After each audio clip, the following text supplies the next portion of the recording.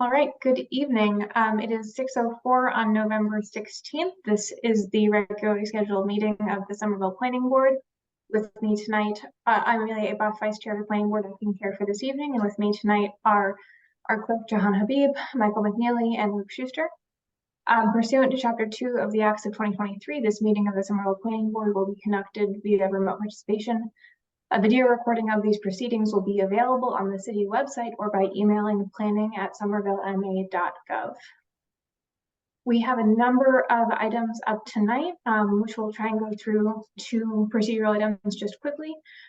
First being the approval of two sets of meeting minutes. First for the meeting minutes for October 19th, 2023. Are there any comments or edits to the October 19th meeting minutes? Okay, seeing none, Vice Chair moves to approve the October 19th meeting minutes, seconded by Jahan. Raisa, could you please call the roll? This is Raisa speaking. Amelia Aboff. Aye. Jahan Habib. Aye. Michael McNeely. Aye. Luke Schuster. Aye. Excellent. And are there any comments on the meeting minutes from November 2nd, 2023?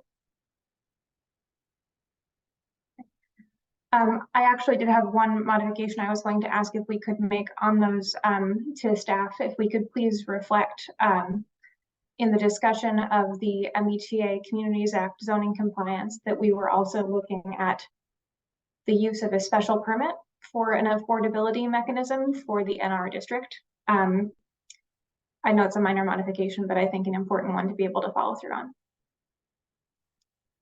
If no one has any further comments, I will move to adopt those minutes with that amendment, seconded by Jahan. Raisa, will you please call the roll? This is Raisa speaking. Amelia Aboff. Aye. Jahan Habib. Aye. Michael McNeely. Aye. Luke Schuster. Aye. All right, for our next item, we have 45 Mystic Ave. This was previously open and read into the record. The applicant has requested a continuance to our next meeting, which is on December 7th. Unless there are any objections or comments, I will move to continue 45 Mystic Avenue to our next meeting on the 7th, seconded by Jahan. Raisa, will you please call the roll? This is Raisa speaking. Amelia Aboff. Aye. Jahan Habib. Aye.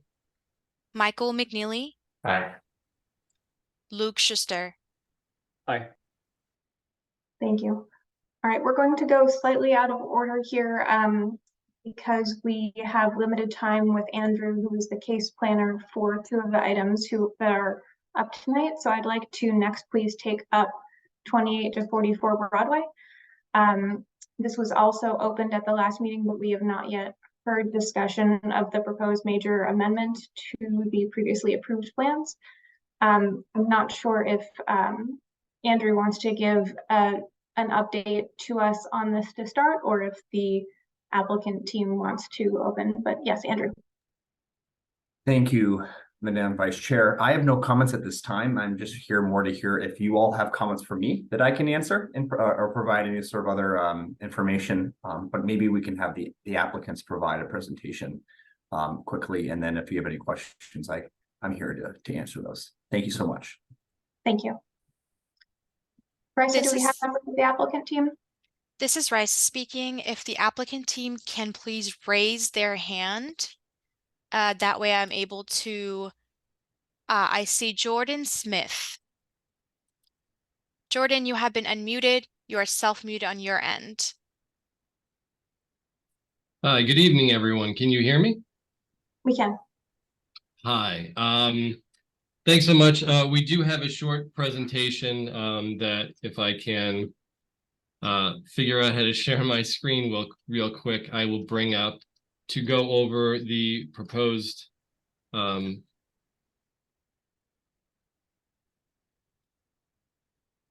this by my colleague Jennifer Schultz and the applicant Ben Rogan for Highland Development, as well as Charlie Rochelle from Icon Architecture.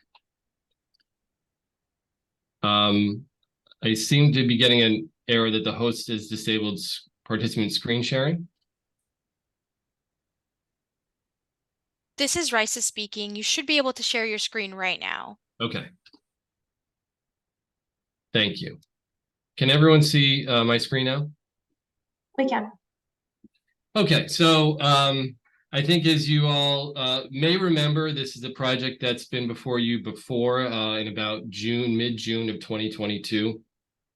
And we'll be going through the proposed revisions, but as you can see from this first slide, really the big takeaway from this is that the exterior of the building from what you last saw in mid-June is really not changing, most particularly on the facades or any of the massing, and that there are minor internal changes to the building, which I will summarize right here, which is really a change in the unit count from increasing to 81 to 84 units, which is done simply by decreasing the number of 3-bedroom units in a few places. I'll show those in the plans later on, and increasing the 1- and 2-bedroom count.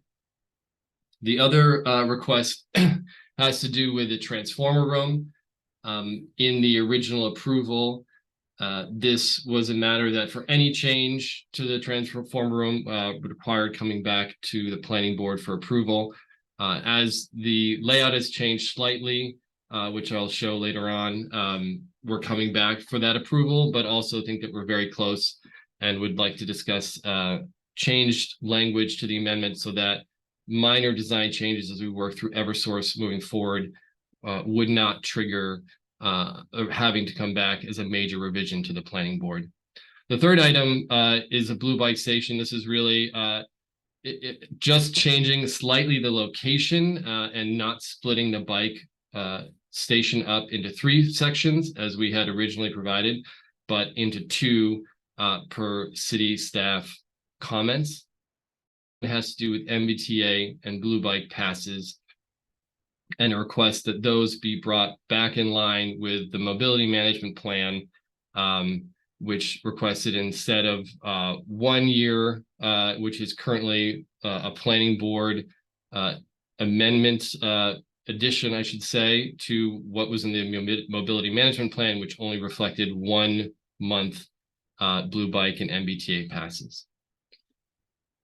So to just remind everyone of where we are, the site is here at the corner of Broadway by I-93 and had formerly been the location of Taco Loco.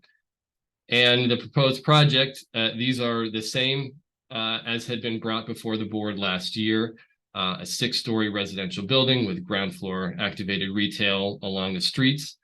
And the changes that I will simply note, and this is not a change, I should rather say it is trying to bring in conformance with the plans that we had shown to you back at our June 2nd meeting, just before the final meeting on June 16th.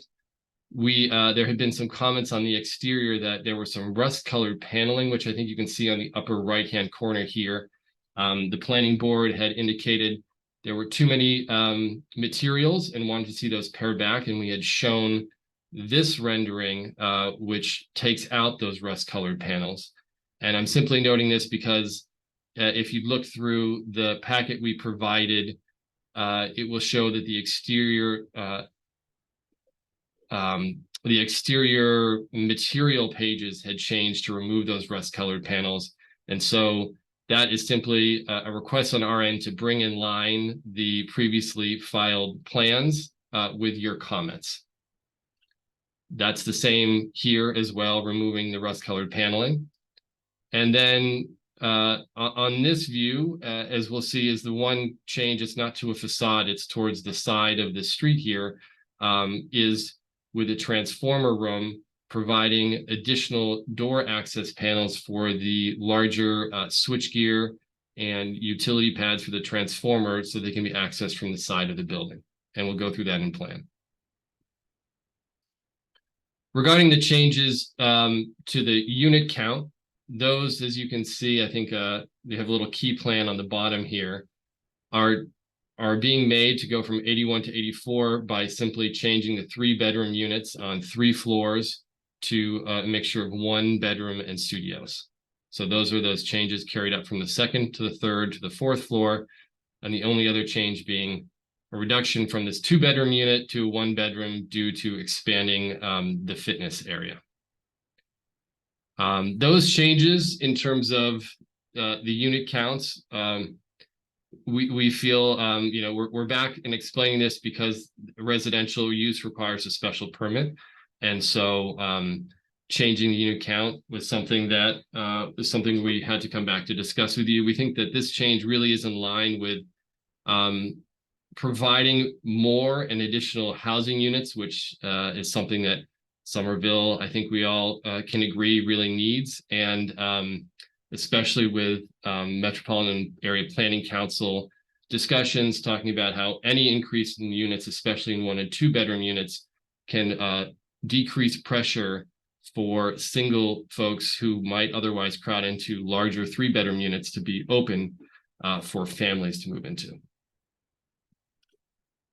For the transformer room, here the image on the left was really the preliminary design, which had not been worked out with Eversource. And in our discussions with them, the proposed design on the right shows the much larger clearances needed for the switchgear and transformer. Sorry about that. And so the major changes there in terms of discussions with Eversource was having these large access doors along the side of the building. So this would be the street here, and this is just the side alley, to provide clearances and access for personnel. In doing so, they also requested this wall be moved out about 10 feet, which results in about a 3-foot section of spandrel glass here along the facade. And so those are the changes that we are kind of bringing back before you. We think these are very close.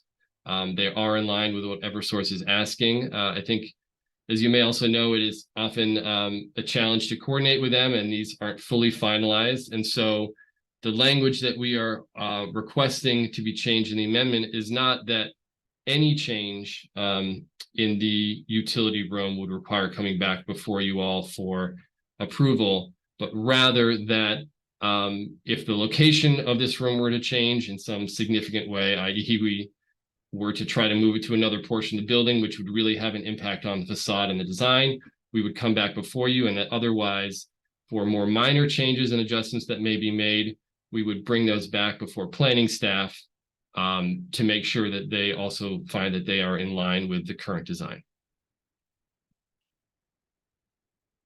The other item here is about the Blue Bike stations. So there was a Blue Bike station design that had been split into 3 parts. That had previously been approved, and in resubmitting for this plan, when Mobility looked, they alerted us, which we were frankly not aware of, that you couldn't break it up into 3 sections. You could only break it into 2. And so the change is to switch the Blue Bike station page left slightly via plan, which then moves one of the short-term bike racks just about here to the right of that Blue Bike station. And so that was a request from Mobility that we were able to accommodate. Ben Rogan, if you're on the call, I think he may be having trouble joining, and so I am going to try to cover this slide for him in his stead. Oh, Ben has his hand raised. Rice, if you could please. Thank you. This is Rice speaking. Ben, I believe you're self-muted on your end. Can you hear me? Yes, we hear you. Okay. Yes, so thank you, Jordan. Thank you, members of the board. Thank you, Rices. So what we're requesting is that the MBTA subsidy for the passes be brought in line with the recommendations from the MMP that was submitted, and that was for 1 month for each unit, and also for the Blue Bike passes 1 month for each unit for 2 passes per unit. That'll produce a significant it was as we were previously approved, it was a very significant financial burden on the project, and very difficult, if not unfinanceable. It worked out to about $178,000 a year subsidy for the MBTA passes in the blue bikes, and it's just something that the project can't support. So we're asking if that could be reduced back to the original recommendation in the MMP.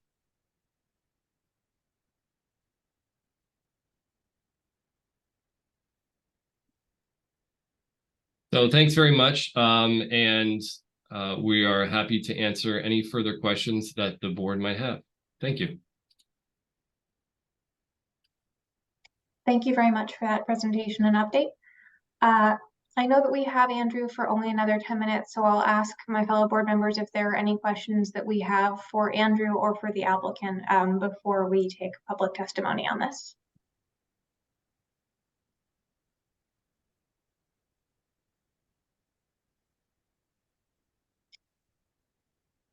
All right, seeing none, we will go ahead and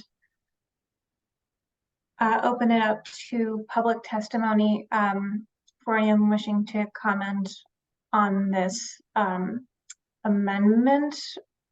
Let's take comments first from anyone who wishes to speak in opposition. This is Steve Carey with the Planning Division. Through the chair to the public, if you'd like to speak, please use the raise hand icon that should be at the bottom of your Zoom screen, and I will unmute you.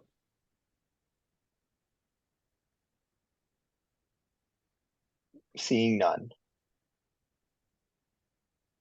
Thank you. We will then close public comment against the application. Is there anyone in the audience wishing to speak in favor of this application?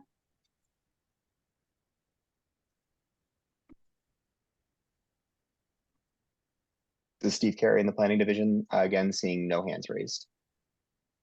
Okay. Seeing no public testimony to be given tonight, we will close the public testimony for this hearing, but we will leave the written comment open, as is our practice, until noon on the Friday prior to our next meeting, which will be noon on December 1st. And any public testimony can be submitted to planning@somervillema.gov. So with that, if there is additional discussion that my fellow board members would like to have on this case tonight, we can do that. Otherwise, we will have that opportunity on the 7th when we continue this case. Yes, Michael. Thank you, Madam Chair. I just had a quick high-level one. Could the applicant walk me through the timeline between the board's previous decision and the submission of the application or the modification of the application? Hi, if I'll try to answer that. So this was approved back in June 16th of 2022. Frankly, that was a slightly different time in the market. And so I think Ben could speak more to that, but essentially, there's been no on the ground movement for this project, which had been many years in the process for permitting. And we started having discussions, I believe, with planning staff about an amendment directly over the summer, and then filed for this revision back in September of this year. Okay. Can you better help me understand what happened between last summer and this summer then? I think what I'm trying to get at, to be a little bit more direct, is, in some of your materials, you said that there's a little bit of a financial hardship, and I want to make sure that this isn't induced by your delays, and that, the city isn't potentially exposing itself to market changes by saying, well, if things get harder for you financially, we're just gonna, change our opinion on, a certain decision we've made. And so I just want to make sure that when your team was kind of, got the approval from us, that there was sufficient, energy and effort put into trying to move this project forward as approved. And then the market kind of corrected on you, as opposed to the other way around. So if there's any more context you can give me between the decision and the application, that would be really helpful. Yeah, so this is a case where I think maybe Ben, I think you have your hand raised and he might be able to answer further. Sure. Initially, there was some, prior to going in front of the planning board last June, we met with mobility and planning staff, and we specifically told them that there was no way that the project could support the 12-month subsidy for the MBTA passes and the Blue Bike subsidy.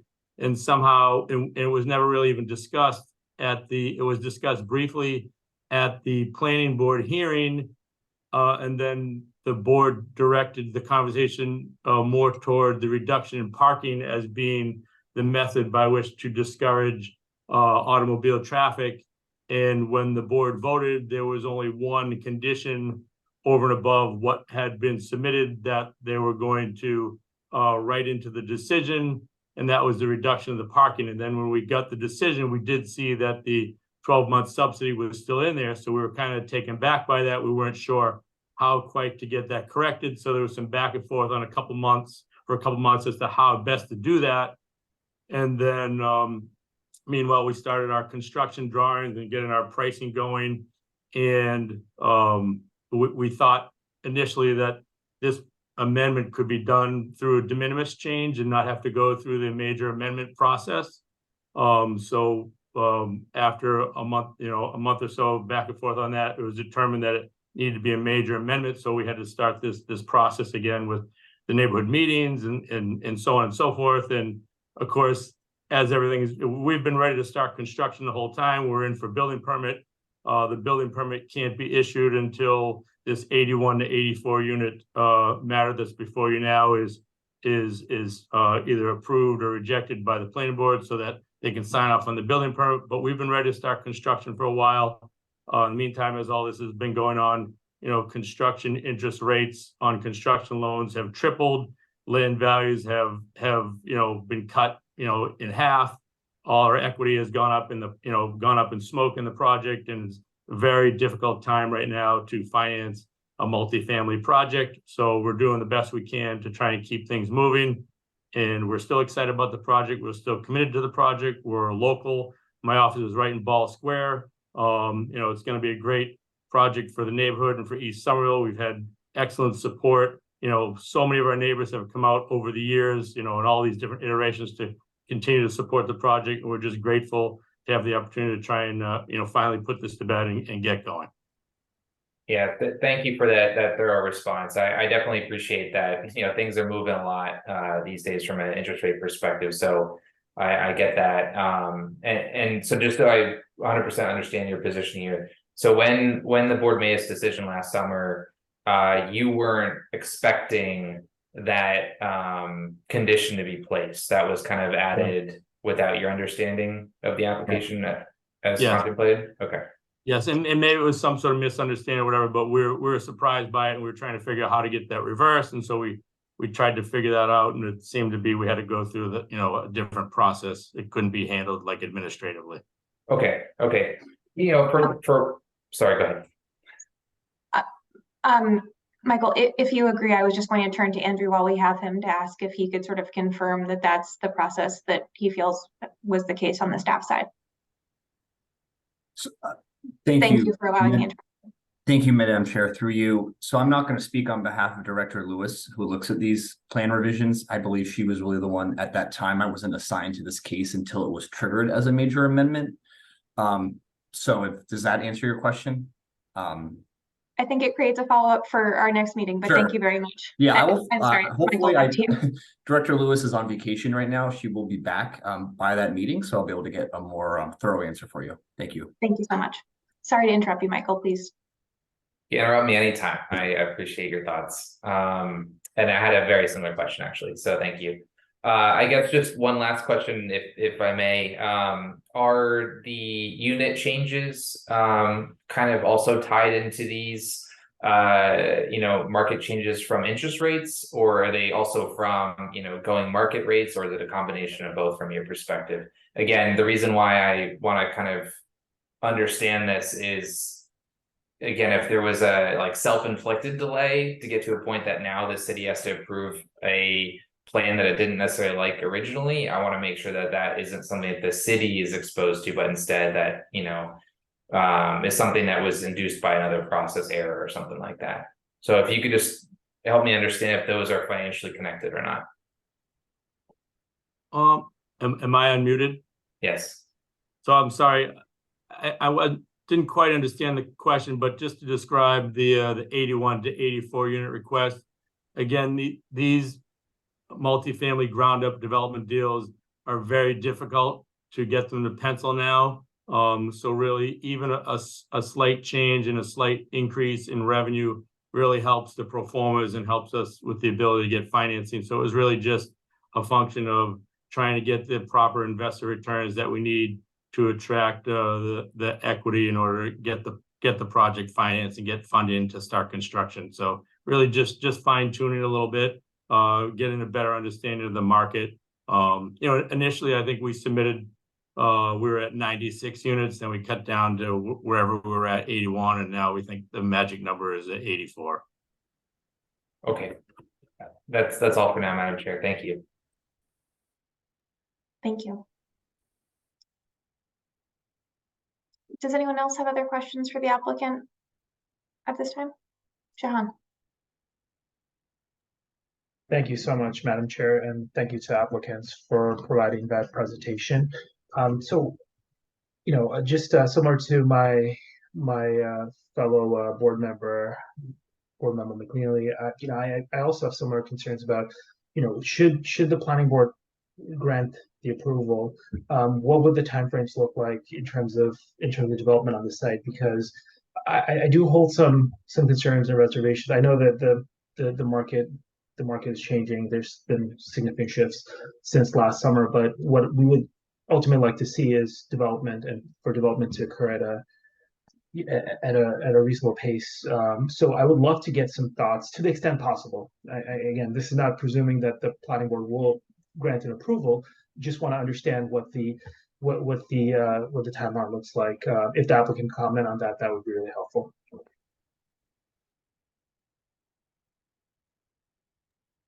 Yeah, I mean, I don't know if there's anyone who would like to see this thing get started faster than I. I've owned the property now for about 6 years. We've permitted a couple different times, as you guys are aware, and it's costing me a lot of money every month between interest and real estate taxes and insurance, and there's a big construction component to it. We're also a general contractor. We have a lot of friends in the neighborhood, and you know, the neighbors aren't happy with the site. And you know, really, as soon as we can get this thing approved, we're looking to proceed toward a construction closing, which is, you know, best case scenario, you know, still 90 or 120 days out to getting the construction loan closed, and then we're getting geared up to start earth support and site work, and get construction moving as soon as possible. Thank you so much for that response, and thank you, Madam Chair, for the opportunity. Yes, Michael. Sorry, I had one more. In the interest of trying to find a way to shorten the cycle on this a little bit. I don't know if you'll have this information tonight, because I'm sure you're going to want to confer with Eversource, but with the new plan and the bay doors, I recognize that there could be an increase in kind of traffic, you know, servicing the switchgear and transformers and stuff like that. Do you guys have a sense of how many visits per year they might see? And just, you know, if you've been able to kind of communicate that to the neighbor, just it being a resident neighbor, I want to make sure that they're not going to be experiencing, you know, trucks coming in at 6 a.m. or things like that. And again, if you don't have the information tonight, that's fine. You know, I'm happy to learn about that next meeting. Sure, I don't have that information tonight, but I will find out and have it available for the next meeting. But it's my understanding those are really doors are only needed for replacement of the switchgear, which hopefully it lasts a long time. So there's not really any monthly or quarterly annual servicing that needs to be done. It's just to provide access for replacement, which hopefully never needs to happen. But I'll get more specific maintenance plan together to present to the board. Okay, thank you. Thank you. Luke? Thanks, Amelia. Really quickly, I've appreciated the conversation so far. I have a couple of questions related to the MBTA passes and blue bike stuff, but I think I'll just wait till we discuss it more next week, or in 2 weeks likely. And my questions are almost more just broader policy and process wise, trying to get clarity on how this always shakes out across different sorts of projects. And anyhow, so when that gets discussed, I might have thoughts there, but mainly just for the moment, two things. One is just to say, I wasn't part of the board when it came to the board a year ago. So this was the first time I looked at the project, and do want to just say, as new eyes on it, in the broadest strokes, this seems like the right sort of multifamily housing development right near transit. So excited in a general sense around a project like this. And then related to that, on the shift from 81 units to 84, I get, again, in sort of broad strokes, that's not a major difference. I think if I did the rough math right, it is oddly a case of more units but fewer bedrooms because of the bedroom mix. And you know, generally speaking, I think we just so desperately need the housing that if there were a different rejiggering through this major amendment process to get us both more units and more bedrooms, I'd certainly be open to that. I imagine the applicant team would have considered that already. So I don't know, maybe this is all that can shake out, but that was the one final thing on my mind. Thank you. Mr. Rogan, if you have any response to that, I'm not fully sure if that was a statement or a question. Yes, I think we're trying to build as many bedrooms and units as we can. Typically, we like to build the studios and the one bedrooms. Those are the most profitable on a square foot basis from an underwriting and financial side. But as as providing a good service to the community, we also do include a number of 3 bedrooms. We are going to have some 3-bedroom units that will be affordable units. And yeah, really the way the building was laid out, we weren't really looking to go through a major redesign. So we basically took existing 3-bedroom units and just split them in half, creating basically a studio and a 1-bedroom. So that's kind of how it worked without having to redesign the whole building.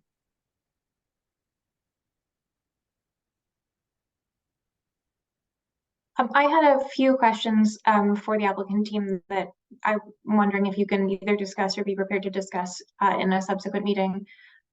One was about the unit mix and the impact on the affordable units. It would be helpful to see sort of a breakout of the sizes of the affordable units as they originally were scoped, and any changes, if any, that are being proposed from this reconfiguration.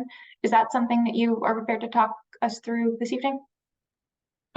Yes, I think I can give a brief answer to this. If you want more details, we can certainly come back in 2 weeks with it.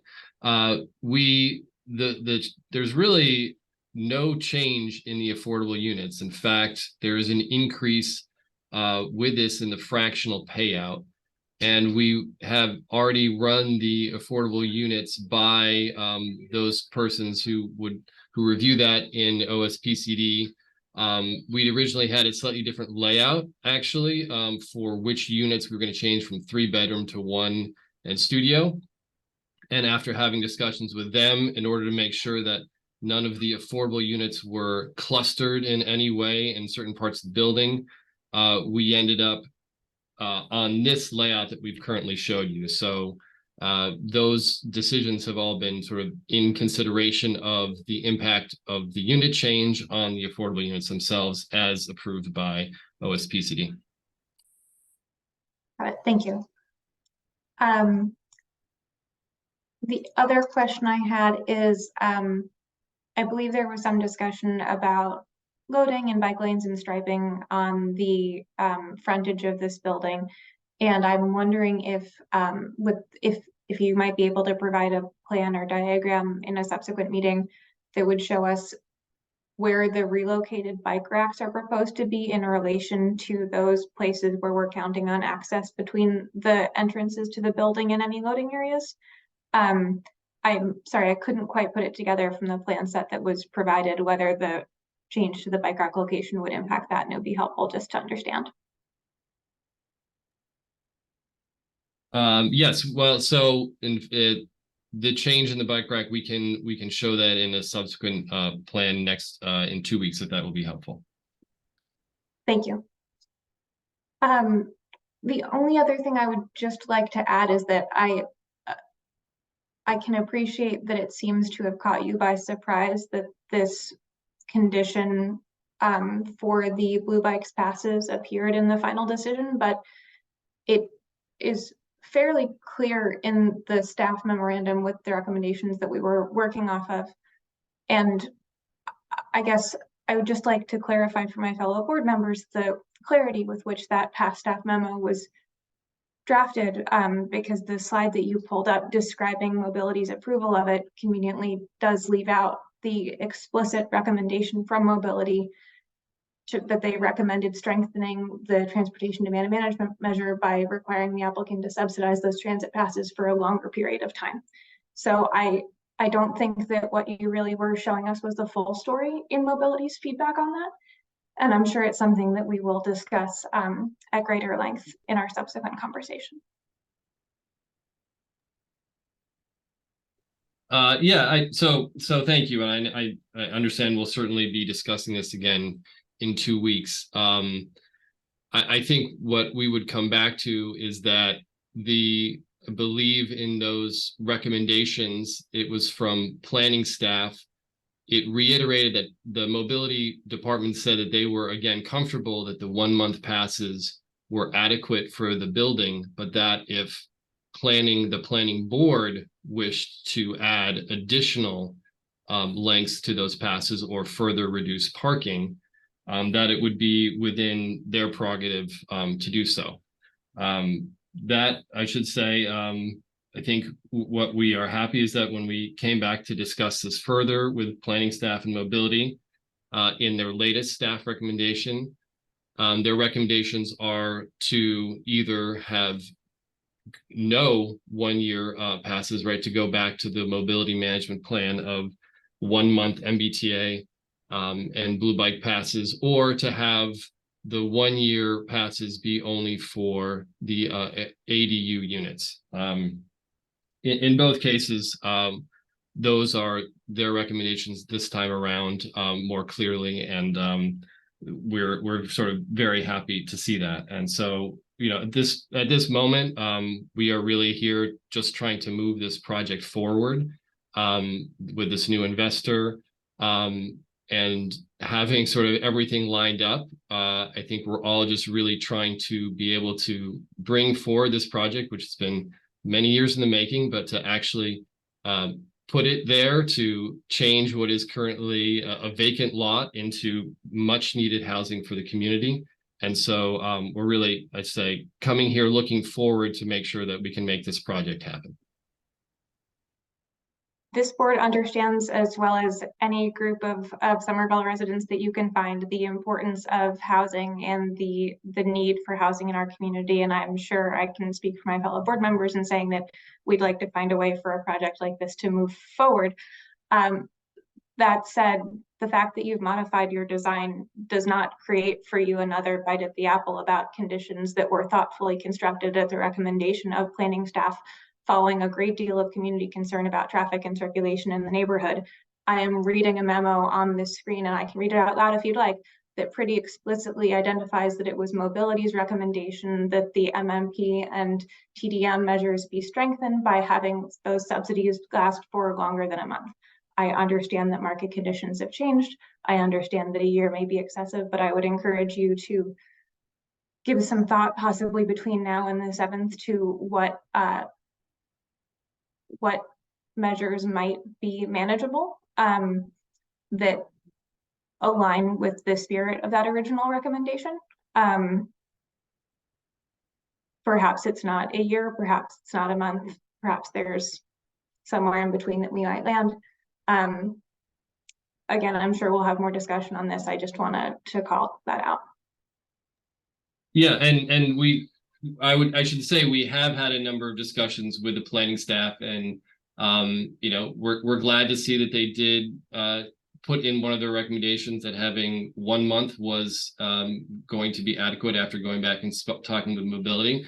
But, you know, we also have seen that one of their recommendations, which we do believe is also a very good position and is that middle ground I think that you're referring to is the having those 1-year passes be connected to the affordable dwelling units.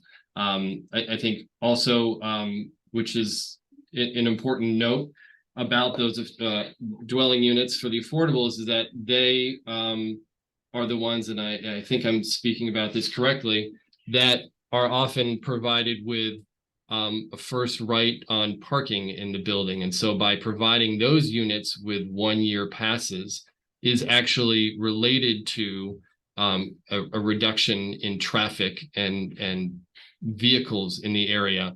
Whereas, as I'm sure you all know, that the rest of the units in this building, when there are only 21 spaces, will not be able to have on-site parking or on-street parking. And so there's no real, we would say, rational connection between those extended Blue Bike and MBTA passes and an actual reduction in traffic as generated by this site. Whereas we do see that connection with the affordable dwelling units and providing the 1-year passes there. I think we'll have to agree to disagree on whether or not there is a nexus there, but appreciate the conversation. I'm sure we'll continue it. Yeah, if I may add, there's also the city of Somerville has a transit benefit program where Somerville residents, Somerville teachers, Somerville students are able to get free MBTA passes through the city. And then there's 1,200 passes that are available, I believe, for low-income parents or guardians of Somerville public school students. And there are also 500 passes that are available for Somerville residents, for low-income residents. So I think first, it would be nice if our tenants could try and take advantage of those programs, or if they have already taken advantage of those programs, I would see no need for us to also provide additional passes on top of that, if they're able to get passes through the city of Somerville.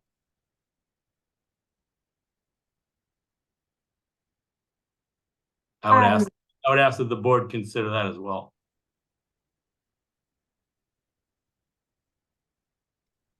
I feel as though you're backpedaling harder and harder on a commitment that you originally made, and we didn't originally understand we committed to that. When the board made the decision, there was one additional condition that was imposed, and that was, my understanding, was the reduction from 26 to 21 parking spots.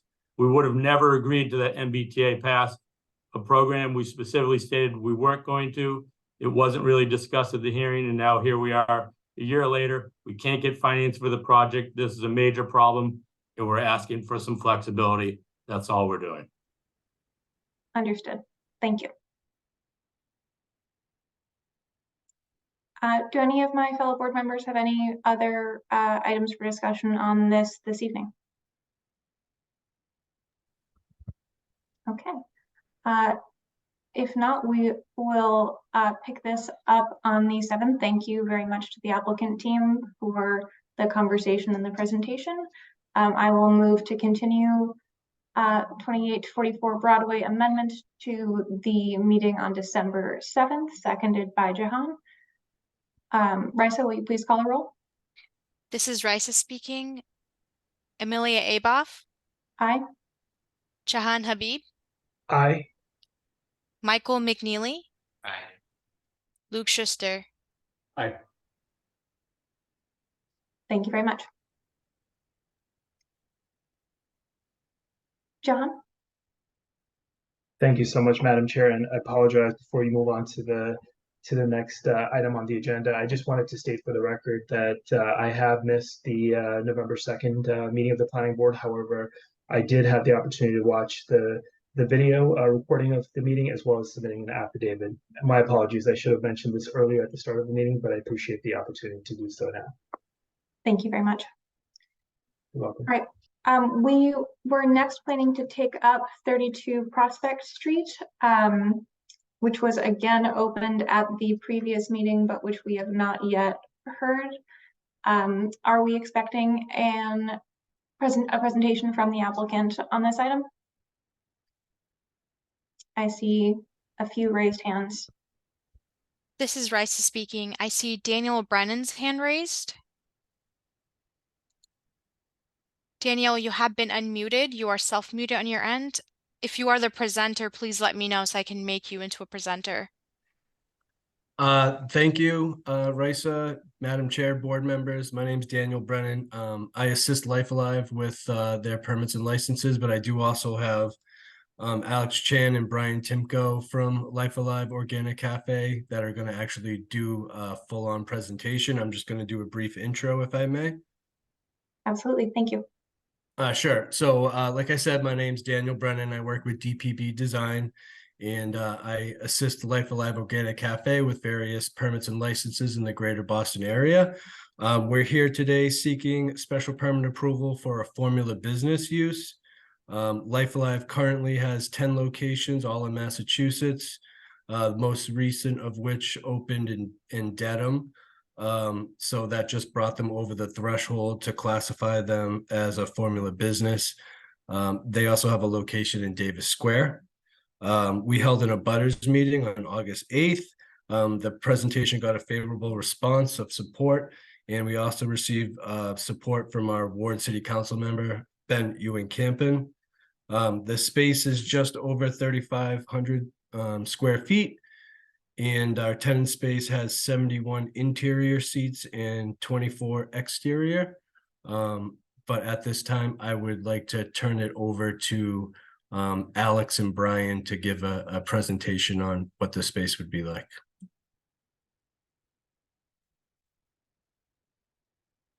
Thank you. This is- Risa, are the folks who need to be set up as presenters? This is Rice speaking. Alex, you have been promoted to a panelist. At this time, you should be able to share your screen.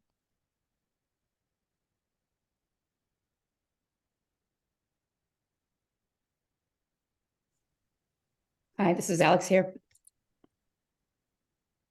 All right, I'm going to share my screen. And is Brian unmuted as well?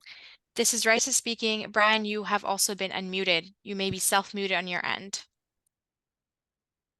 Okay, thank you. Am I unmuted as well? We can hear you. Oh, excellent. Thanks so much. Thank you, Madam Chair, and thank you all for the opportunity to speak here on behalf of Life Alive. So together with Alex, Alex and I run Life Alive Organic Cafes here in Boston. If we could go to the next page, please. So a little bit of sort of backstory why we're here today. Life Alive first connected with the US2 team back in early 2022. We were very much excited and inspired by the neighborhood and its values and the priorities and the goals for the project as well. As we continued just to talk to the US2 team and to the neighborhood about the project, we noted that after 20 years in business, Life Alive was started in 2004. I'll talk about here on the next page. We opened our 9th location, which was in Davis Square, and that was in September of 2022, just before the Labor Day weekend. After, as Dan mentioned, we recently opened our 10th location. And US2 informed us that with the opening of our 9th location, we now qualify as what is called a formula business per the Somerville's zoning ordinances. And we would require additional approval from the planning board if we would like to try to join the Union Square neighborhood. So we're here as part of that process today, and we would be incredibly excited to become a community hub here for the Union Square neighborhood. We can turn to the next page, please. So a little bit about Life Alive. Life Alive is a vegetarian and vegan cafe. We are all about real food, plant-forward food. We bring in hundreds of pounds of fresh produce through the back door, so to speak, almost every day of the week. And everything we do at Life Alive is made from scratch. Nothing is pre-prepared. It's all made in-house, and it's all real food. We serve grain bowls, our salads. We have wraps. We have ramen style noodle bowls, smoothies, acai bowls, some cold pressed juices. We do breakfast now as well. And we also have our superfood lattes. And we really believe that our way of being and acting and contributing to our community and to the world around us is just sort of the right way to do things. And it's about respecting not only our bodies, but the planet that we're in as well. So at Life Alive, we like to talk about being the positive eating place. If we could go to the next page. Again, as I mentioned, we actually were started in 2004 up in Lowell, and here's a picture of the front door of the original Life Alive Cafe.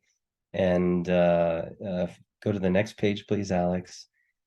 Just to show you some pictures of what Lowell looks like inside. It's operating and just doing so well today.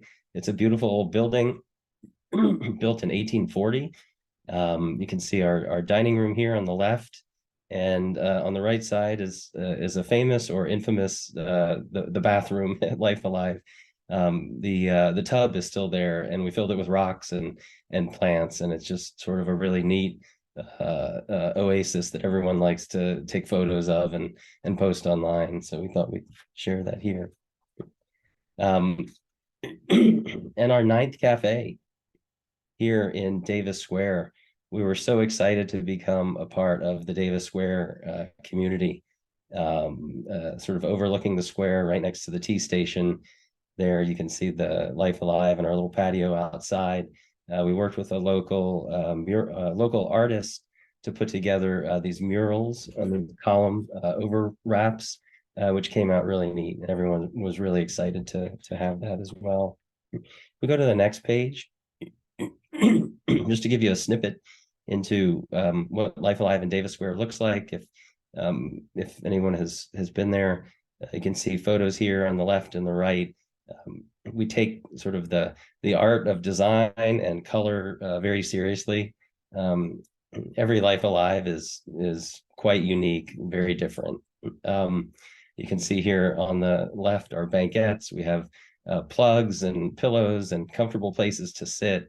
Our tables are all handmade by a small family up in northern Vermont. They have a small business called Towards Nightfall, and every one of our tables is made by Towards Nightfall. You can see some neat little places to sit here in Davis Square. And part of Life Alive is becoming a hub for the community. When we build a cafe, we actually want people to stay. I tell this story about a sort of, well, what used to be a local coffee shop that has removed all of its seats near where I live, and there's sort of nowhere to hang out anymore. But we welcome everyone in, and we want everyone to sit and stay a while, to do work, to eat, have meetings, to be with family, to be with friends, to enjoy our food, any time of day. Just to make it sort of their true third place, sort of the home away from home or away from work, or a place to essentially do your work. On the next page, I'm going to hand it over to Alex to talk a little bit about our mission and our values. All right. Thanks, Brian. So at Life Alive, we often talk about our higher purpose, and it's to energize the vitality of all living beings and the planet. And it sounds lofty, but we truly believe that. I think Brian and I often talk with the team about the fact that businesses can do better, right? And that we have a responsibility to have a positive impact on not only our team, our guests, but also the communities that we're part of. And this mission for us is underpinned by these 7 values below. And just to walk you through them briefly, the first, interdependence, right? We're all connected to each other, to our communities, our planet, and making sure that we respect and consider each of those and that connection in our actions, right? And that means it can mean a small thing from making sure that our team members are prioritizing their family first, right? And knowing that their well-being is the most important thing. and that we'll find a way to support them in difficult times, through both our policy and our practices. It also means making sure that, we're considering our impact on the environment, right? Making sure all of our to-go packaging is compostable. Acceptance, right? We always talk about bringing your whole self to work, right? We don't have a dress code or rules about tattoos or piercings. We want people to be able to express themselves, and they do, which we love. One really important piece of our culture and our leadership is always defaulting to non-gendered pronouns when communicating and referring to team members, right? That's been a really big deal in making sure people feel welcome and seen. And then, languages. I know this is something that in the mind of the Union Square neighborhood as well, right? Making sure that we have the tools to support our non-native English speakers, right? That means multilingual leaders. That means communications and training materials that are translated, right? And finding ways to train that aren't hindered by language barriers. Integrity, right? Do what we say and say what we do, right? We believe in accountability to each other and to these values, right? So we're constantly looking for ways to improve our training, our support for our team, our sourcing practices.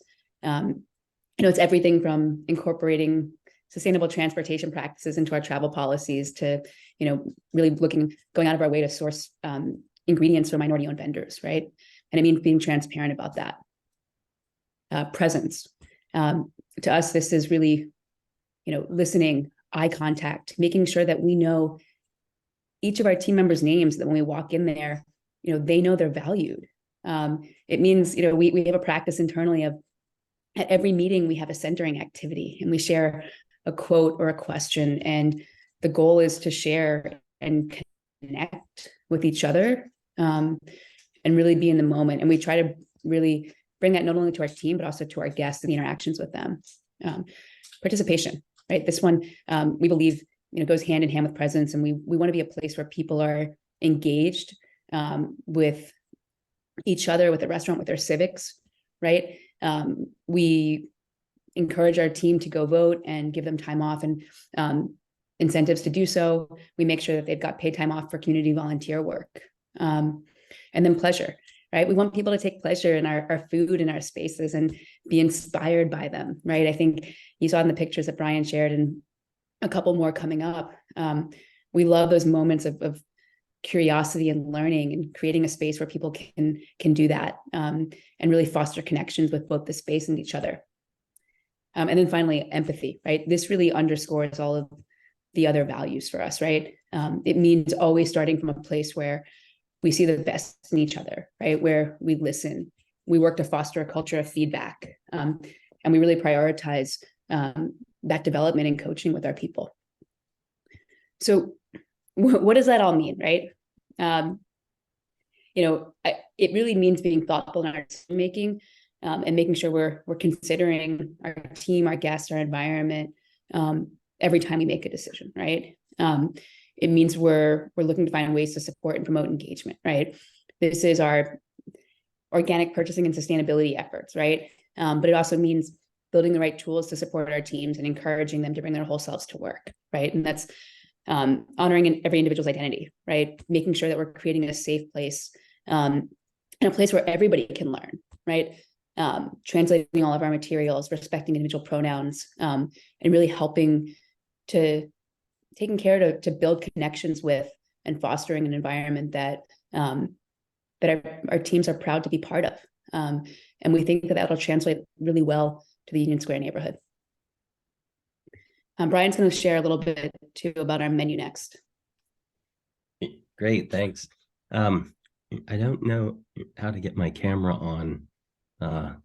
Wish I could turn my camera on. Okay, I'm just going to keep going. This is Raisa speaking. I'm sorry to interrupt. Brian, I can make you a panelist and then you can have your camera on if you would like. Oh, sure, yeah. I don't want to be the... Please do. Okay.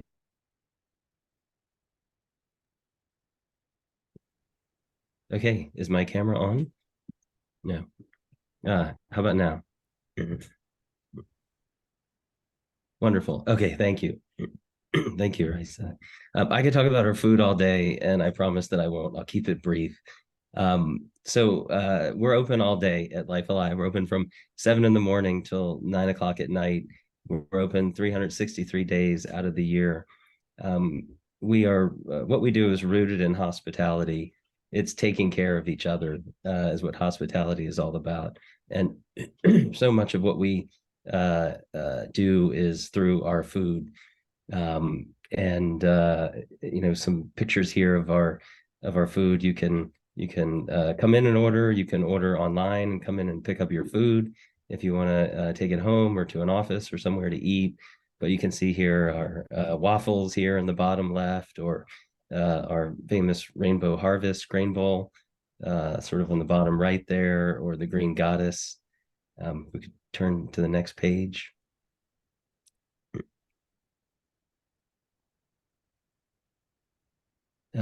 So a little bit more about our menu. I mentioned the warm grain bowls, the wraps. We have a teriyaki tofu wrap that you see there on the left.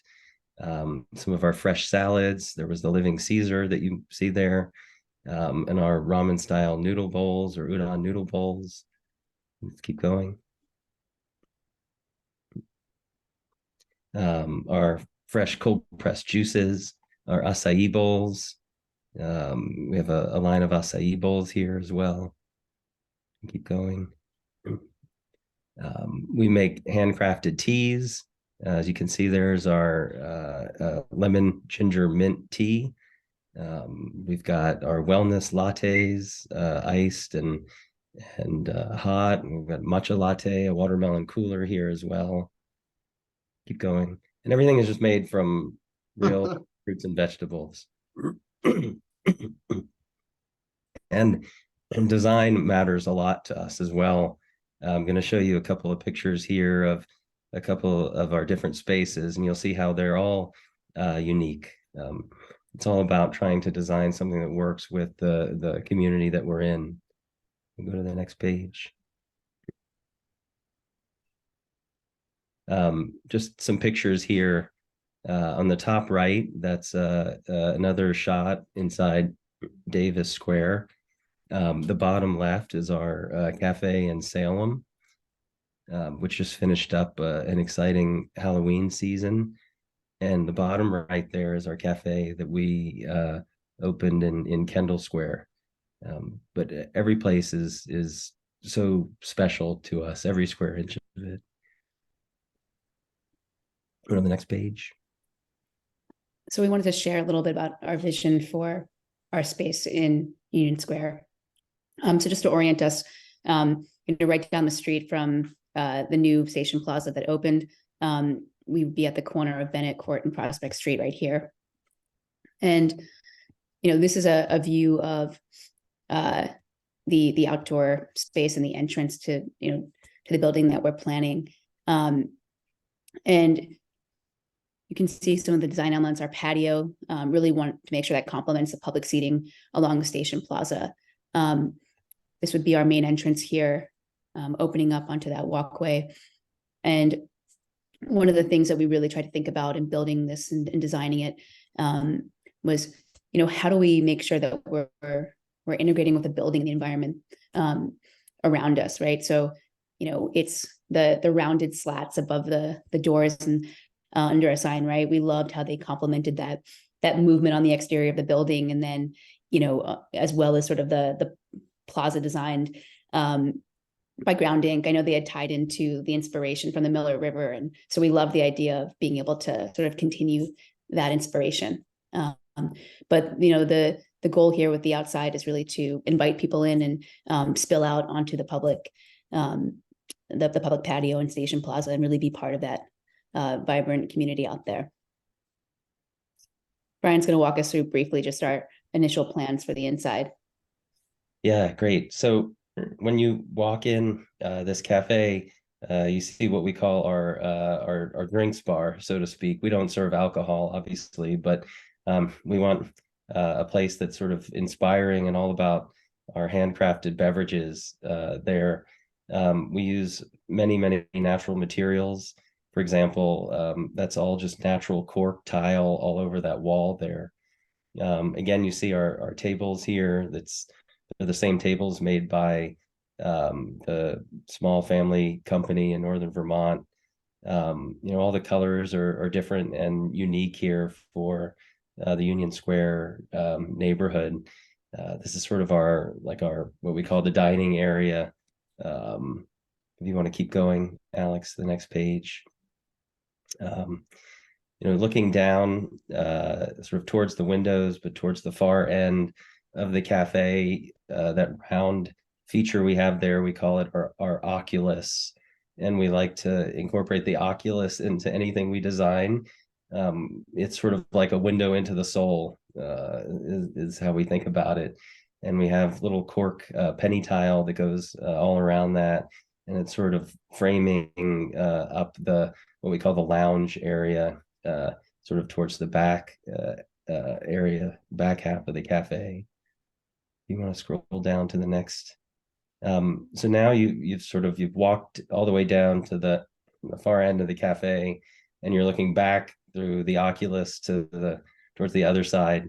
Again, the lounge is, we have a carpet that we put in here to try and absorb some of the sound.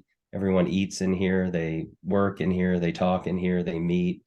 You see how we've taken some of the chairs, those red chairs there, and created sort of a sitting area for people to come hang out with a coffee or a beverage, or maybe to be together alone working on their laptops as well. But it's all about creating a hub, a vibrant hub for the community. And we would just love to build this and help become a part of Union Square, the neighborhood. Yeah, we met a couple months ago now, this summer, with Union Square Main Streets, and we had met with them to address some of the open questions that had come up. And also we're excited to join them in their efforts to really drive engagement in the community. Lots of exciting events that we're excited to hopefully be a part of. We had our initial public hearing in August and presented our story and our vision, and I would say had a positive response. I think we talked earlier about our values, right? And participation being one of them. And we really see ourselves as participating in the Union Square neighborhood. That's incredibly important to us. And Brian talked about our food and our day parts, right? We want to activate that plaza, that station plaza, across all day parts. We want to be a hub for the community. So upon receiving special permit approval, we would hope to move forward our building permit and ideally open in the spring of 2024. Thank you for hearing our presentation, and we're excited to serve you. Happy to answer any questions as well. Thank you. Thank you very much. Thank you very much. I'll ask just one clarifying question. On the slide immediately before the end, you said your first public hearing in August. Was that first public meeting, or were you in a hearing for some other permit? Public meeting. Okay. Thank you so much. Yeah. Do my fellow board members have any questions for the applicant team before we take public testimony on this? And Andrew, I know you are back from land use. Was there any context that you as planner wanted to provide on this application? Hello, and yes, I am back. Sorry about that. Back and forth tonight. Thank you, Vice Chair Aboff. No comments from staff. We support this application. We don't see any negative impacts. This is a formula business, which is a little bit more unique and from a use special permit perspective. We know it is a cafe, and we have a lot of those in Somerville because of the formula aspect. That's why in certain areas, well, actually in all of Somerville, formula business needs to be sought by a special permit. I'm happy to provide more details into that if that's helpful for the board. If not, that's really the only comments from staff at this time. Thank you so much. Wonderful, thank you. So with that, I think we will go to public comment. I will first open up testimony for anyone wishing to speak in opposition to this application. This is Steve Carey in the Planning Division. Through the chair to members of the public, if you'd like to speak, please use the raise hand icon and I will unmute you on our end.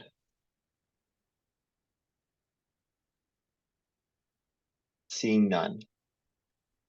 All right, so with that, I will close the portion for those opposed to the project and open it up to anyone wishing to speak in favor of this application. I do see a Greg Karczewski. Apologies if I got your name wrong. I'm going to unmute you. You may need to unmute yourself on your end. Please say your name and street of residence for the record before speaking. Good evening, Madam Chair and members of the Planning Board. Can you hear me okay? We can. Terrific. My name's Greg Karczewski. I'm president of US2, the master developer that's been working with the city and the community on the Union Square revitalization project since 2014. And our offices are located at 31 Union Square. Thank you for the opportunity to provide testimony in support of Life Alive Organic Cafe's special permit application. Pending your approval, they plan to occupy a portion of the ground floor of Prospect Union Square, which is the first residential phase of the USQ master plan, right adjacent to the Green Line station. When we first engaged with the Life Alive team, you know, Brian and Alex as tenants back in 2022, and as we learned more about their mission and their values and their offering, we became more and more excited about having them join the tapestry of businesses in Union Square. We really admired the approach to their operations and employees and customers that they described for you this evening. It's very aligned with the types of sustainable businesses we discussed as a priority for Union Square during the community engagement process and through the master planning process. So we're really excited to bring them forward as a potential tenant for the project. As you heard, they'll also activate a really key corner of Union Square Station Plaza, which is at Bennett Court and Prospect Street, and throughout the day periods, as well as indoors and outdoors, which was a really important part of the Union Square revitalization vision. And as a Massachusetts founded company and one that prides itself on engaging in the communities where they operate, we think that will be a great addition to the Union Square community, and we appreciate your consideration this evening. So thank you. Thank you. This is Steve Carey in the Planning Division. I do see Jessica Eshelman. I'm going to unmute you on our end. You may need to unmute yourself on your end. Please state your name and street of residence for the record before you begin speaking.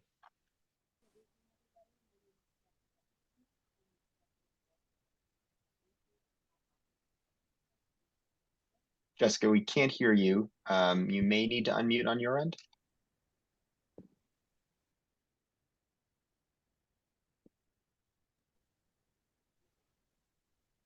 It does appear that you're unmuted.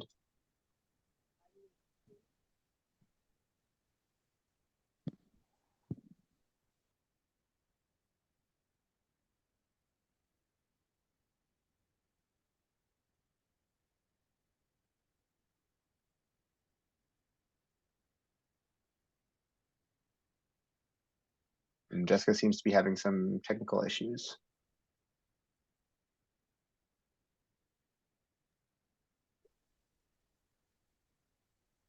See, she's back off mute. Jessica, do you want to try again?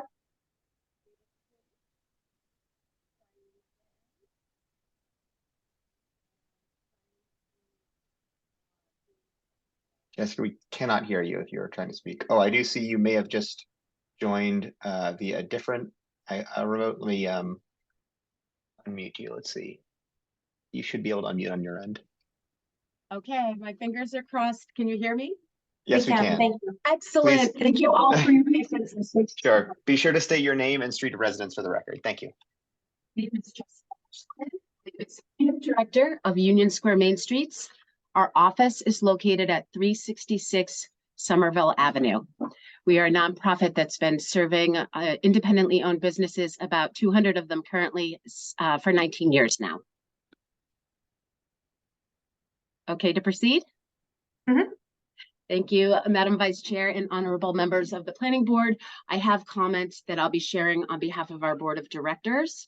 I appreciate the opportunity to be part of tonight's conversation. As you know, the intent of the Formula Business Zoning Clause in Somerville's zoning ordinance is clearly to limit and not encourage the growth of formula businesses. Special permits should always be special. There's a long history of community opposition to formula businesses in Union Square, resulting in the zoning restriction in the current ordinances. Formula businesses are seen as antithetical to Union Square's distinctive vibe, its quirky and funky individualism, and its startup incubator culture. Small, frequently immigrant-owned businesses have long characterized the square and have been a major contributor to its special community feeling. Any attempt to introduce new formula businesses into this special area should be carefully scrutinized. While the focus of Union Square Main Streets and its mission are to advocate for small, often immigrant-owned businesses and to support the unique character of the square, there may be occasions when a larger and more established business whose values are in line with the character of the neighborhood can contribute effectively to the overall success of the square. We would like to have seen the ground level space on the D2 block tenanted more along the lines of Bow Market, with a range of small and large tenants making use of shared outdoor space, capturing the diversity of offerings and startup atmosphere that characterize much of the rest of Union Square. We believe that it is this character that has created extraordinary value in Union over the past 20 years. Life Alive may present an acceptable alternative with some attractive upsides. Give you history growing from 9 to 10 current location. We recognize that Life Alive offers a product that will probably be extremely attractive to the new demographic that is increasingly characterized in the square. It supports a healthy and environmentally friendly agenda. While it is clearly a formula use business by the city's definition, it is probably very far from the formula that was envisaged by the zoning when it was written of that of a McDonald's was imagined. We want to emphasize that locally owned and operated small businesses are the lifeblood of Union Square business neighborhood. A local ownership and operations team means that a business makes decisions for what is best for them together, what is best for our shared square. They invest in the success of their business, their buildings, and most importantly, their neighbors who make up the vast majority of their customers and their employees. For local businesses, Union Square's success is their success. This is not the same calculus for a formula business. A formula business is, by definition, mapping a successful formula learned elsewhere onto new locations. Their goal is to create consistency, efficiency, and scale across their multiple locations so that managers, employees, and customers can move frictionlessly through them and have a familiar experience regardless of geography. USMS is not interested in removing those frictions. When people come here, we want them to know exactly where they are, and that isn't Kendall Square or Legacy Place. Our conversations with the Life Alive team give us confidence that they are committed to our vision of what a small business looks like. They will be treating this business like an independent business as much as possible, one that is tailored to and focused on the unique neighborhood of businesses and people. There is currently considerable retail vacancy in the square, and the financial uncertainty could increase this trend. Permitting this locally well-known and much appreciated brand will jumpstart the commercial rental process in the square and give it size. Life Alive can become something of an anchor store, increasing the square's reputation. Large new space is a prime location next to the new T-stop will siphon off as businesses from smaller eateries are genuine, although frequently businesses of this kind generate additional traffic to other nearby venues. Customers want variety. We believe that the downside of potential protracted vacancy at this location is a more serious and legitimate concern for other eateries than the concern that other restaurants would be forced out of business by its presence. At Union Square Main Streets, we believe that supporting the variance requested by Life Alive at this time may well turn out to be the best strategy for supporting our motto, keeping small strong. At the same time, we cannot emphasize too strongly that our tentative approval in no way indicates general support for formula businesses in Union Square. Thank you and sincerely, Philip Parsons, our board vice president, and myself, Jessica Eschliman, Union Square Main Streets executive director. Thank you. Thank you very much, Ms. Eschliman. If I can ask, we did hear you in the end, but there were a few instances where you cut out. So if you'd like to submit that in writing as well, we will be leaving written testimony open until the 1st. Thank you, Vice Thank Chair. you. Stephen, do we have any other folks wishing to speak? I am not seeing any other hands raised. All right, so with that, we will close the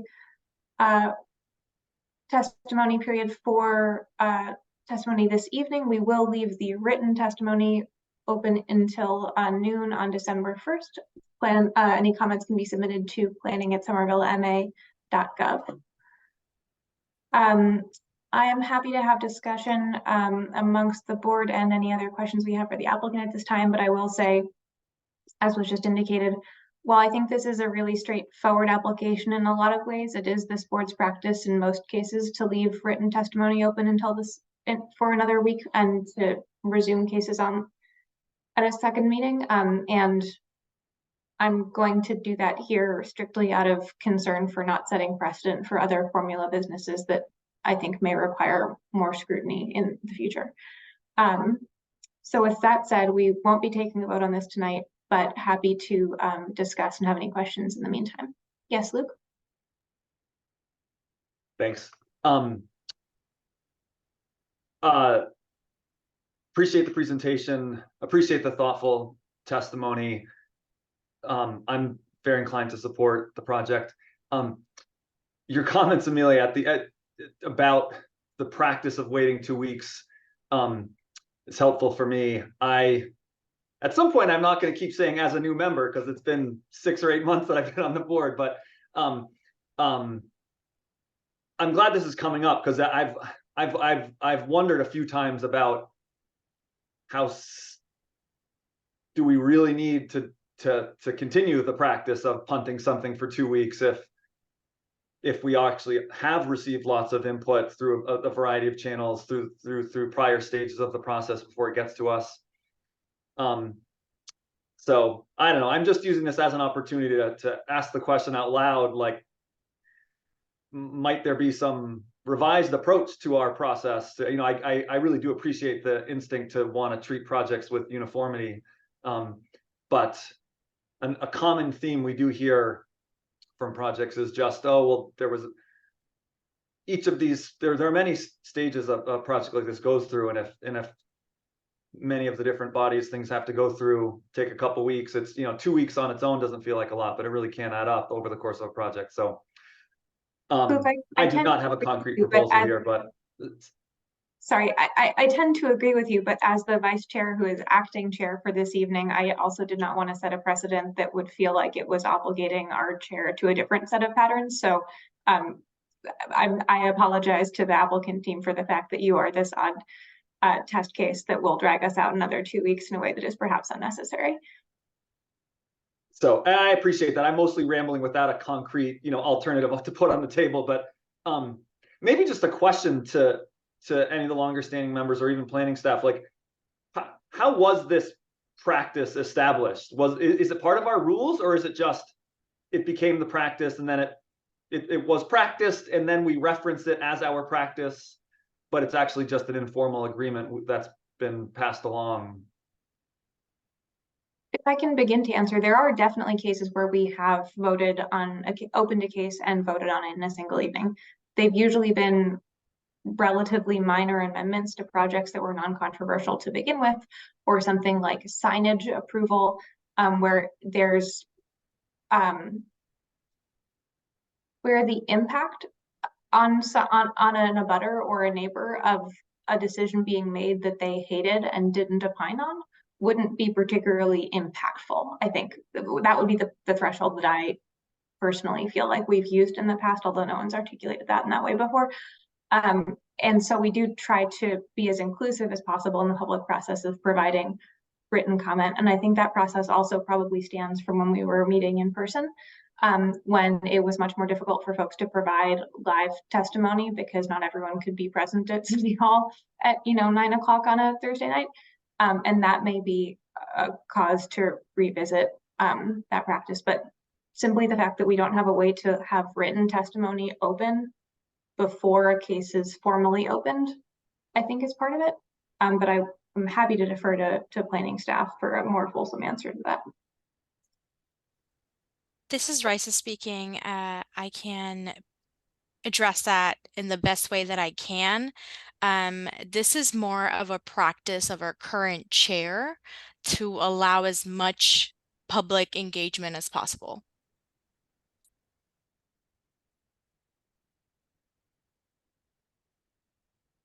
Okay, yeah, I appreciate all this. Maybe I'll just leave it at that for now. I feel a little bit better educated on the practice and the history of it, and you know, maybe there's a chance for it to come up in some other way in the future. So, thanks.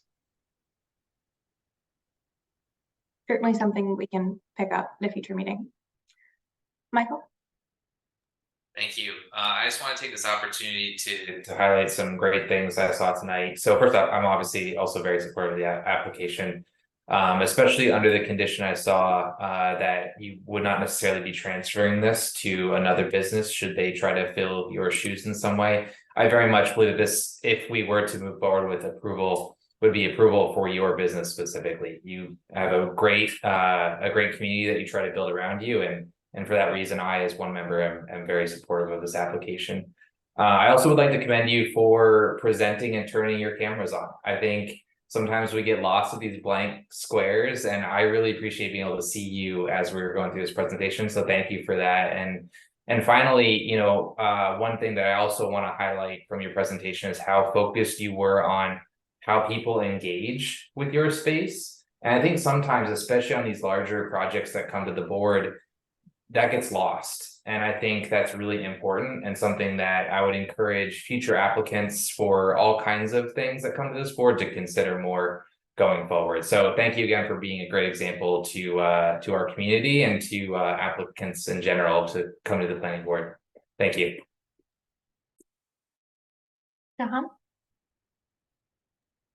Thank you so much, Madam Chair. I also want to echo the comments of my fellow board members. First of all, thank you to applicants for presenting in such a compelling manner. People matter, certainly community engagement matters. And I certainly appreciate both your business model, but also putting that business model into practice. So I certainly would like to say I'm also favorably inclined towards this application. I do have a brief question for the applicants, and this involves around recruitment of employees. So the staff memo says about 30 to 40 employees will be recruited for this location. And this is not a mandate, certainly not our area or purview to mandate this, but I would like to understand what the recruitment process looks like. And in particular, the positive impacts, if any, towards the residents of Somerville or surrounding communities. Sure. So we typically recruit in a number of different ways. I think the two biggest ways that we recruit are one through our current team members and referrals, right? And you know, asking them to be ambassadors for us. But really, when we open a location like this, we typically would host job fairs on site and do a fair amount of I would say boots to the ground of going into everywhere from like laundromats to supermarkets to talking to the local sort of like career centers and talking to them about setting up days to interview. And then we typically like to host, say a week of on-site interviews, and we always invite people walking by to come in. We always want to prioritize recruitment from within the neighborhood first. And we find like that's the best way to build immediate community and ownership of opening something new. Wonderful. Thank you so much for the commentary, and I do appreciate to the extent possible the efforts to communicate recruit from the local community, whether it's Somerville or those residing in Cambridge.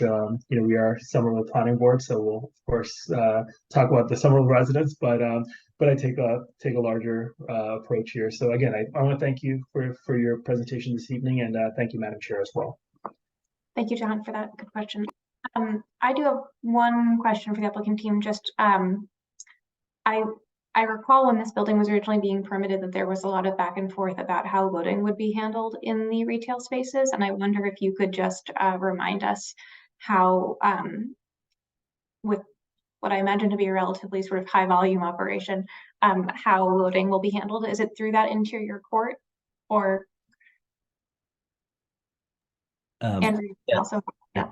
Yes, my understanding is that on Bennett Court, down that way, there's like a loading dock area, and there's an interior corridor that goes behind our space, and then we would bring in the produce down that back like interior hallway and bring it into the back of the restaurant, back of the cafe.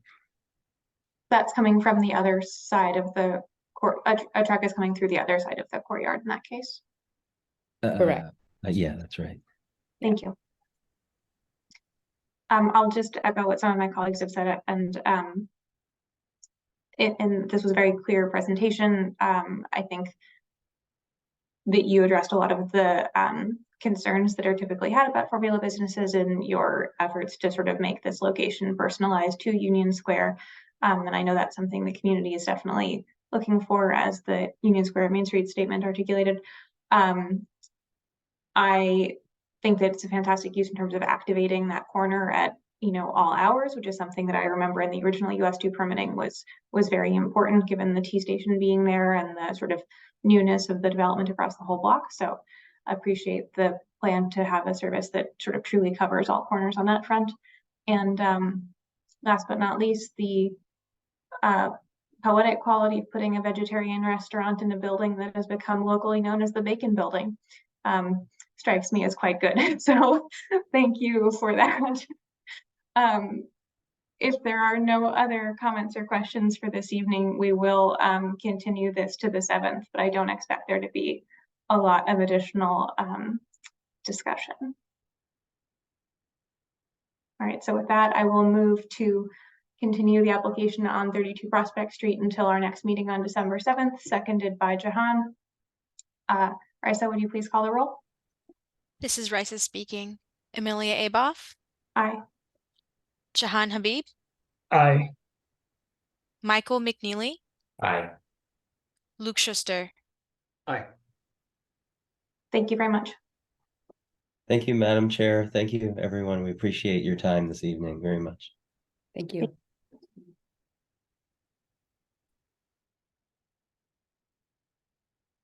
All right, and with that, we will take up our last case of the evening, which is 620 Broadway. This has already been open, has been continued for some time, but we do not need to read it into the record. I believe the applicant is prepared to give an update to us on their recent ZBA process. This is Raisa speaking. I do see Bill Proea and Estelin's hands raised. I'm going to unmute Bill first, and then please let me know who else I should unmute.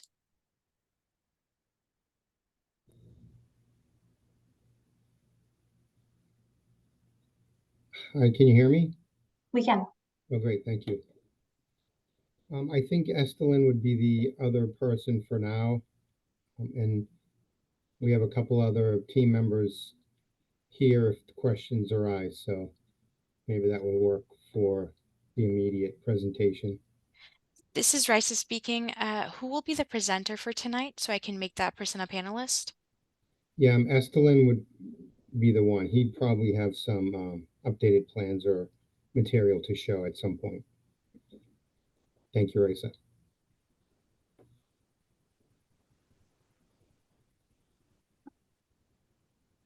This is Raisa speaking again. Estelin, you have been made into a panelist. You should be able to share your screen at this time.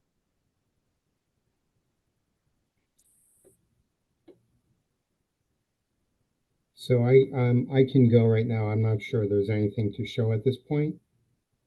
And so Madam Chair, members of the board, staff, thank you for being very patient with this. I know there was several continuances because of the Zoning Board of Appeals process.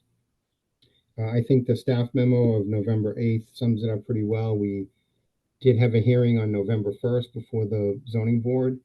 They did vote at that time to essentially ruled that the variance had been exercised and is in full force and effect. And I know that was one of the issues we had to get clarified and resolved before these hearings could move forward. So if there's any more specific questions about that, I'll be glad to take it. But I think that was, you know, a good result. I think it was the right result. The decision was filed with the clerk's office on November 2nd, I believe. And so it's, you know, the paperwork's done and ready to go. So one more time, if there's any questions about that specifically, I'm happy to answer them at this time or anytime during the hearing this evening. Thank you. And I'll just note for my colleagues, I know that Emily is the case planner for this application and could not be with us tonight. So Raisa, I think, will do her best to stand in if there are questions for staff on this item. This is Raisa speaking. I also wanted to note that Peter Quinn has his hand raised as well, if he is also here to be a speaker for tonight. He may be. I do know he had a visit to the dentist today, so I'm not sure how clearly he'll be speaking if we ask him to, but he's here to support us as we need it. Thank you, Raisa. So if I may, moving on to sort of the next thing, I think what we had open last time was the loading plan and striping plan, and there was also questions about sustainability of the project. We did submit a letter back in July on the 13th to address those items, and again, the staff memo I think brings us sort of up to date from staff point of view on those. On the plan itself, you know, we were very mindful of the board's preference and, you know, sort of practice of being actively involved in reviewing and weighing in, commenting on, and approving the loading plan. So we did provide an updated plan to mobility back several weeks ago. We did get comments back. I included those on the July 13th letter. And again, my point of view at the time was I really wanted the board to see the draft plan before we went any further. Again, mindful of the board's preference for seeing that plan, not delegating, you know, the substance of that plan to any other department or part of the city. So what I was hoping to do was, if the board was prepared to look at the plan or had looked at the plan, to get some feedback on that plan, and maybe mobility's comments, which we are fully prepared to accommodate. We just had one sort of subsequent comment on one of mobility's points, and I can elaborate on that. But I don't know if the board would want to do that. You know, the new loading zone is shown clearly on the plan. It's right along the frontage of the building. So I think it meets sort of all the requirements and expectations for security, convenience, and safety along the frontage. And so I hope the board, again, will maybe provide us some comments or feedback on that so we can refine the plan further if necessary. Thank you. Would your team like to walk us through that plan this evening, or are you looking for just feedback based on our review prior to this conversation?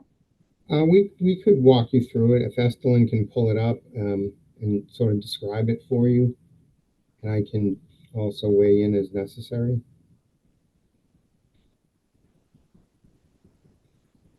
Good evening, everyone. My name is Stalin Komisak, and I work for Peter Quinn Architects. And I'm quickly going to run through the plan from that we have been working with mobility. Just to state that our site is up here in this portion of the drawing. And this would be the two existing trees that are there, just to hopefully give you guys a little bit more context of where the site is. So we are proposing the loading area to be basically right in front of the building, with a ADA parking space right behind it, with an access point, with a new curb cut access point to the site and to the sidewalk. Behind that, we will have a crosswalk, I believe, and behind that we have a new proposed parking space. Across the street, there will be 3 parking spaces as well, with the bike lane running across between the sidewalk and the proposed parking spaces in the loading zone. This page shows a little bit of a rendering of what we are proposing. If you guys have any further questions, I'll be happy to answer.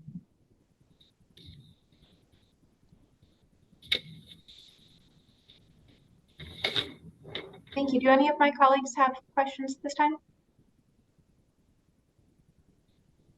Luke?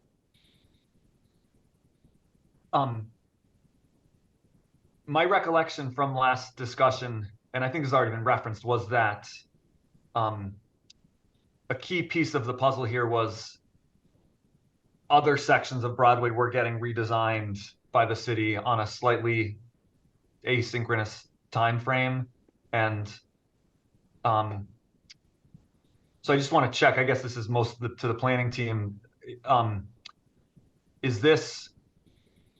Has that happened, and is this what's being proposed, perfectly knit into that new plan, or is there still a question of what the broader redesign is going to look like, and is this a step ahead of that? This is Raisa speaking. I believe the larger picture has not been determined yet. That is the best answer I have for you on that. Thanks, Raisa. So if we were to move forward on this, we really ought to be viewing this as well, any thoughts about how we should view this in light of that fact, or and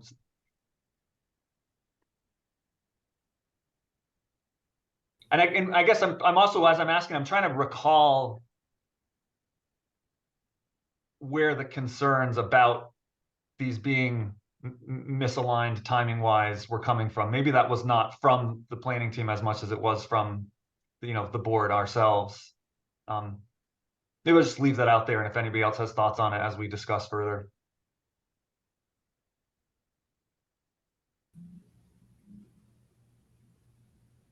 Hi, may I make a comment on that, please?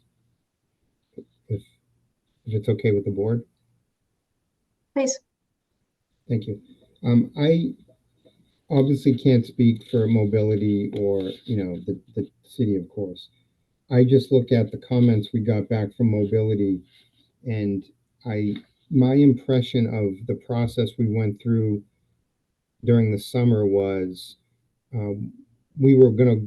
that this plan was going to be consistent with the overall city's plan for the neighborhood. And especially when we brought in the other side of the street, I think that was one of the missing pieces.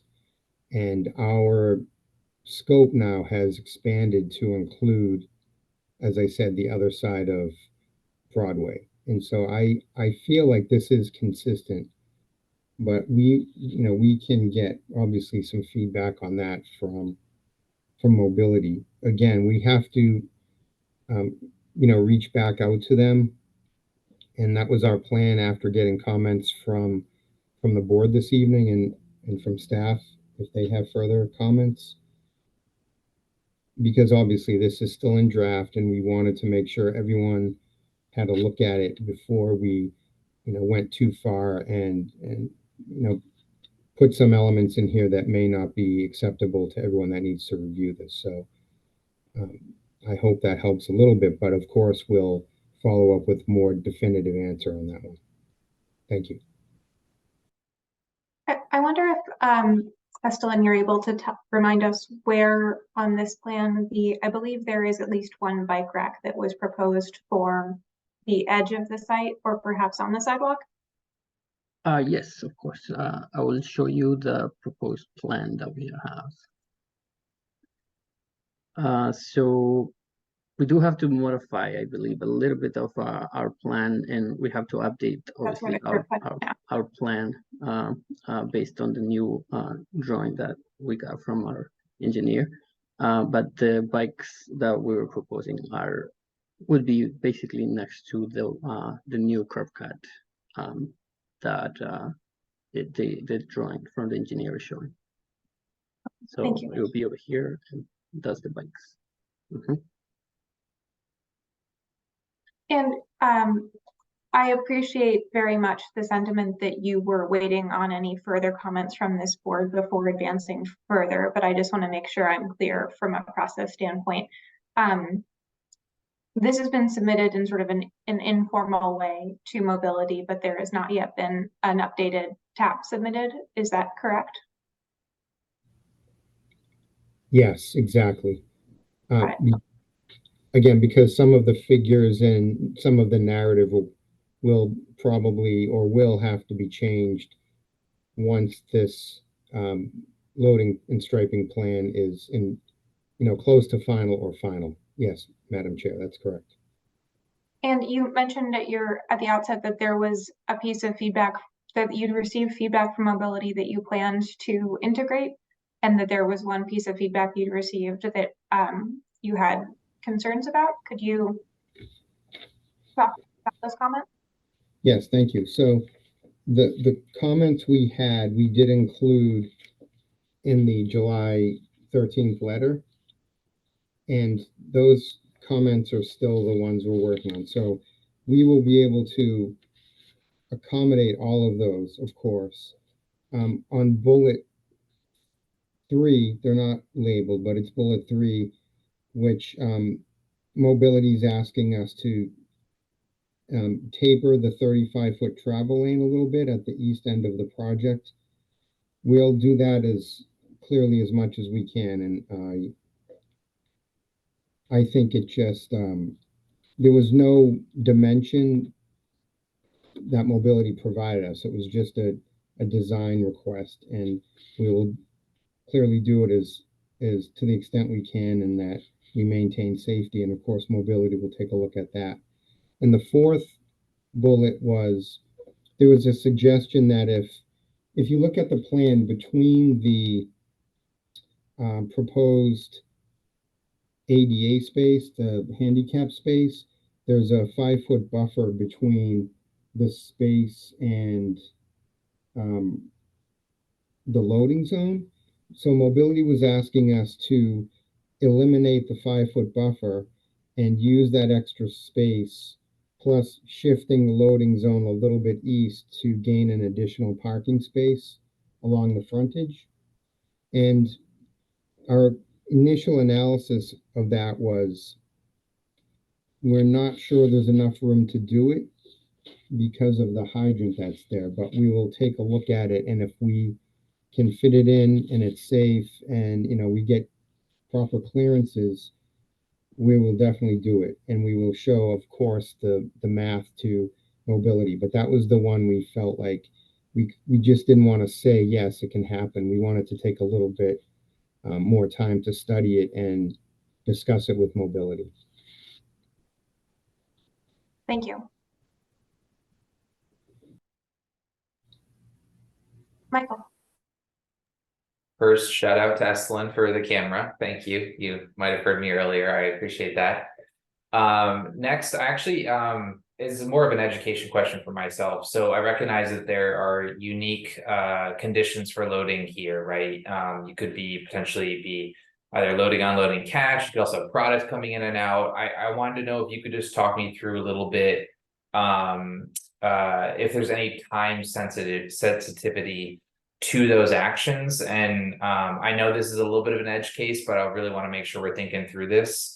In that, you know, if for some reason somebody's blocking the loading zone, can you just confirm that any loading and unloading you would need to have could be delayed if there is an issue, as opposed to, you know, deciding to then block up traffic or a bike lane, for example?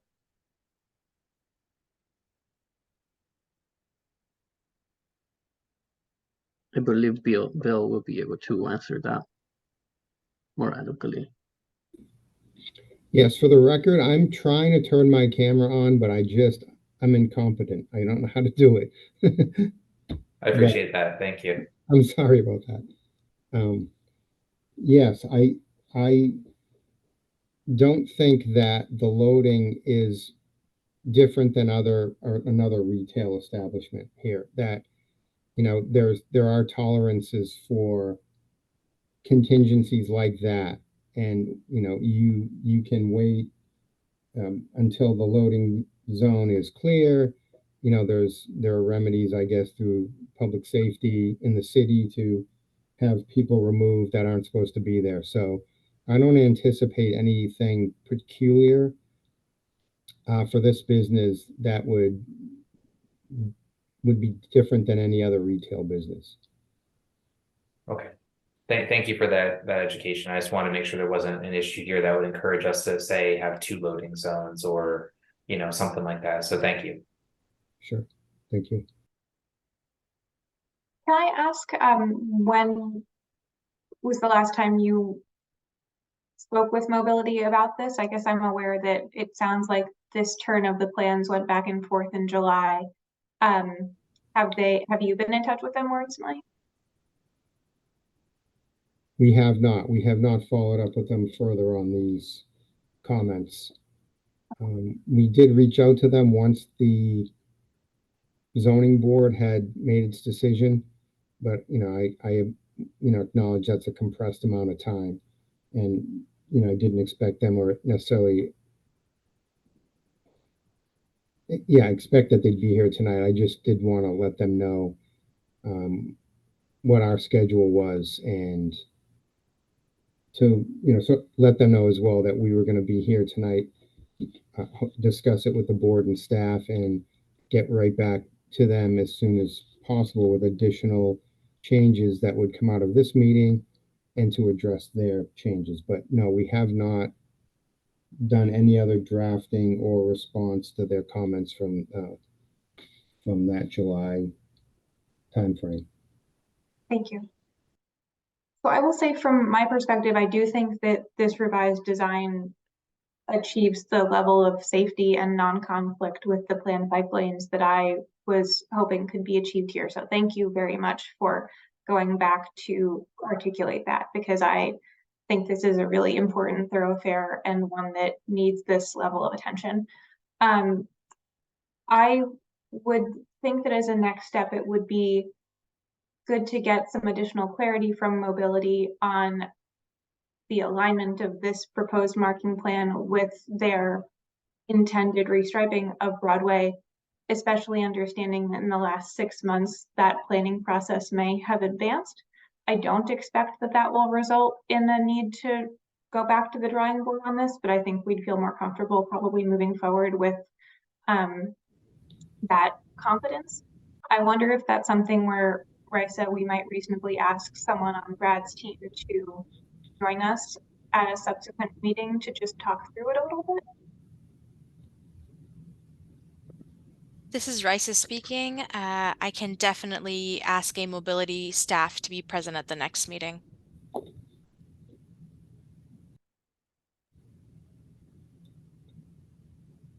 Thank you. And just as well, we will follow up with Mobility too on the comments, and you know, try to get this plan revised further with the detail that they need to see on it.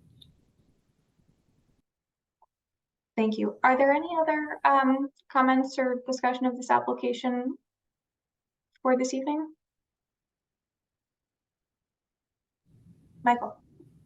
Sorry, just one quick ask here. So obviously we noticed that there was potential conflict with the crosswalk path and the bike racks. So if we could just at the next meeting have an updated plan, that would be greatly appreciated. Just I want to make sure if we really want to get to a point that we're starting to talk about a vote, I want to make sure we have like final designs in front of us. So thank you in advance for that. Understood. Yeah, that would be our intention, for next time, to have all the outstanding comments addressed on a, final plan for the board to consider. All right, I think that perhaps covers it for this evening then. I do not think this is new information requiring the opening of public testimony, but Raisa, please let me know if you think we've hit that standard. This is Raisa speaking. Staff does not think this is new testimony, and public testimony does not need to be taken. But it's at the board's discretion if you would like to take up public testimony tonight. I don't expect we have anyone waiting to opine live, but does the board see any value in keeping this open for written testimony? Or I don't know that we need to open the record at all on this. All right. Seeing none there, I will move to continue 620 Broadway into the planning board's next meeting on December 7th. Seconded by Jahan. Raisa, would you please call the roll? This is Raisa speaking. Amelia Aboff. Aye. Jahan Habib. Aye. Michael McNeely. Aye. Luke Schuster. Aye. Thank you very much, applicant team. We will see you in a few weeks. Thank you Thank all. you. Good evening. Maybe. Is there any other business that anyone would like to raise this evening? All right, seeing none, I will adjourn and let everyone get back to their evening. Seconded by Jahan. Raisa, will you please call the roll? This is Raisa speaking. Amelia Aboff. Aye. Jahan Habib. Aye. Michael McNeely. Aye. Luke Schuster. Aye. All right, thank you all. Thank you, Raisa. Thank you. Have a Thanks, good night. Amelia. Well chaired. Great stuff. Thank you. Take care.